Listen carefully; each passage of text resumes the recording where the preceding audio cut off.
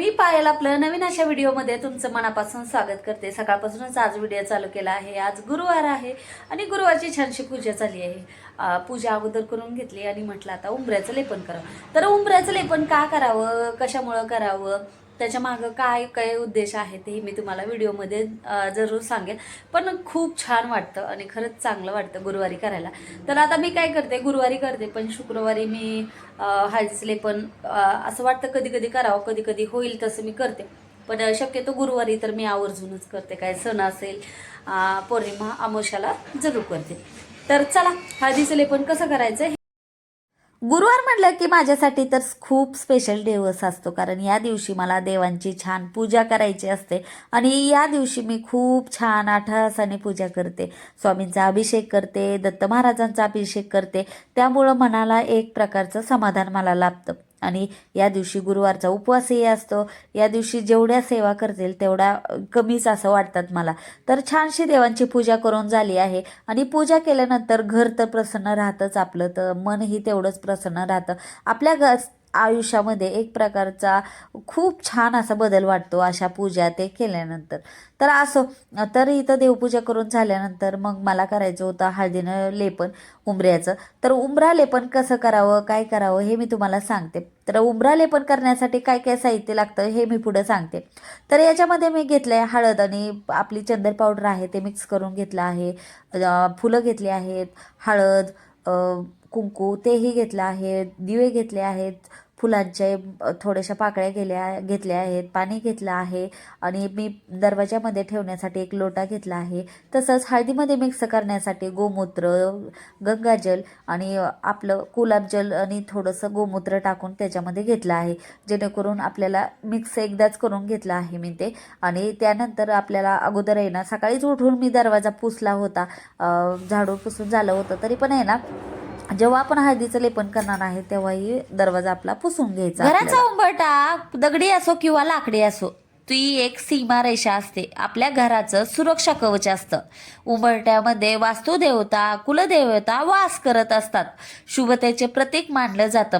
लक्ष्मी देवता कधीही स्वच्छ आणि पवित्र जागेच राहते, त्यामुळं आपला उंबरा स्वच्छ आणि पवित्र असला पाहिजे। उंबऱ्याचं लेपन केल्यामुळे आपल्या घरामध्ये नकारात्मक ऊर्जा दूर राहते, अलक्ष्मी वाईट विचार बाहेर राहतात, तसंच सकारात्मक ऊर्जा वाढीस लागते। आपल्या घरामध्ये सुख शांती वाढते, समृद्धी वाढीस लागत असते। उंबरठा स्वच्छ असेल तरच आपल्या घरात लक्ष्मी वैभव कायमस्वरूपी वास्तव्य करते असं म्हणलं जातं, लक्ष्मी प्रवेश करते असंही म्हणलं जातं।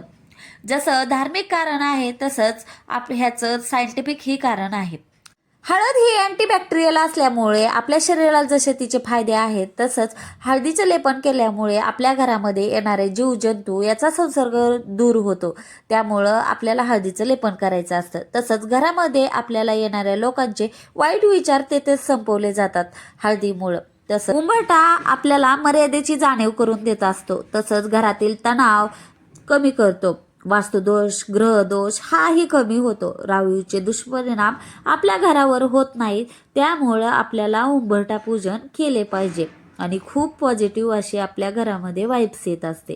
तर दररोज मला असं वाटलं पाहिजे की हळदीनं लेपन केले, त्यामुळं मी आहे ना उंबरठ्याला हळदीचा कलर देऊन घेतला आहे, म्हणजे तो उंबरठा एकदम असं आपल्याला रोज उंबरठ्याला हळदीचं लेपन केलं असं वाटतं। आता उंबरठ्याचं लेपन मी खूप वेळेस करते, हे मी तुम्हाला अगोदरच सांगितलं आहे। तर आपल्याला नंतर पूजा करून घ्यायच्या अगोदर थोडीशी रांगोळी काढायची आहे उंबरठ्याच्या शेजारी, त्यामुळं तुम्ही कलरचाही वापर करू शकता, नाही तर पांढरी रांगोळी काढली तरी चालते। आता उंबरठा आपल्याला जसा सजवायचा आहे तसा छानसा सजवू शकतो, तर जसा जेवढा तुम्ही जास्त सजवाल तसा आपला उंबरठा खूप छान दिसतो आणि आपल्या मनालाही खूप प्रसन्न वाटतं की आपण एखादी गोष्टच छान केली आहे। तर उंबरठ्याबाहेर मी हळदी कुंकू टाकून पाणीही ठेवलं जातं। आता हे पाणी ठेवण्यामागंही खूप असं पॉझिटिव्ह विचार दडलेला आहे की आपण एखादी चांगली गोष्ट करायला जाण्या अगोदर जर पाणी बाहेर ठेवलं तर ती सफलता मिळते त्याच्यामध्ये असं म्हणलं जातं। तर दरवाजाला आपल्याला हळदी कुंकू लावायचं आहे आणि दरवाजामध्ये दिवे लावायचे आहे, धूप लावायचे आहे आपल्याला, आणि ह्या गोष्टी आपण गुरुवारी तर करूच शकतो, तर पण जर जमत असेल तर रोज केल्या तरीही चालतात. पण घरामध्ये एक प्रकारची पॉझिटिव्ह, खरंच पॉझिटिव्ह वाटतं. उंबऱ्याचे पाया पडून आपल्याला घराप्रतीची आपली कृतज्ञता, मांगल्याची प्रार्थना आपल्याला करायची असते. तर अशी पूजा मी गुरुवारी, अमावस्या, पौर्णिमेला काही महत्त्वाचं असेल तर करते. तर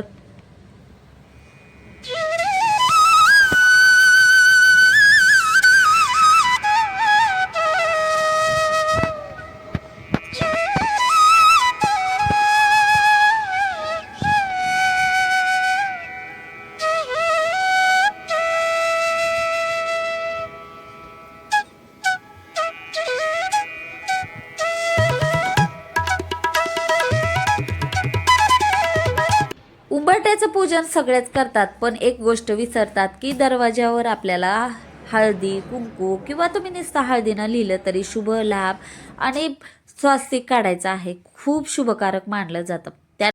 तर माझं आलं होतं पार्सल. आता खूप दिवसापासून माझं डोक्यात होतं की हे मला मागवायचं आहे, पण मागवेल, आज मागवेल, उद्या मागवेल.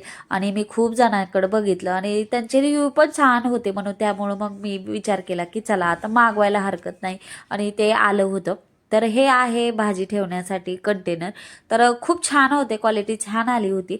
तर हे कसं आहे काय आहे मी ते नंतरच्या व्हिडिओमध्ये तुम्हाला नक्की सांगेल. पण खरंच भाज्या टिकून ठेवायच्या म्हणलं, आणि आता उन्हाळा येणार आहे, त्यामुळे उन्हाळ्यामध्ये तर भाज्या टिकल्या पाहिजेत. आणि खूप महागही होतात, त्यामुळं मग भाज्या जेव्हा स्वस्त असेल तेव्हा आपण आणू शकतो. तर व्हिडिओ कसा वाटला नक्की कमेंट करून सांगा. व्हिडिओ आवडला असेल तर प्लीज लाईक करा, शेअर करा, सबस्क्राईब करा. भेटूया अजून छानशा व्हिडिओमध्ये. तोपर्यंत श्री स्वामी समर्थ. संपूर्ण व्हिडिओ बघितल्याबद्दल तुमचे मनापासून आभार.